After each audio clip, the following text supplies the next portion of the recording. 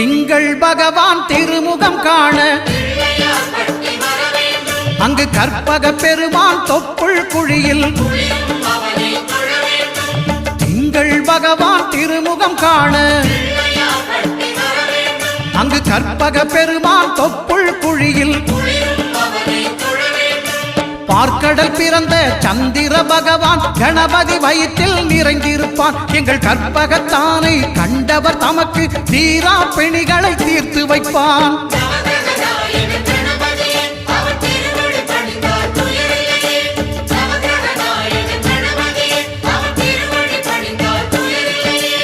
ஒன்பது கோளும் ஒன்றாய் காண அங்கு கற்பகம் என்னும் கடவுளின் மெய்யில்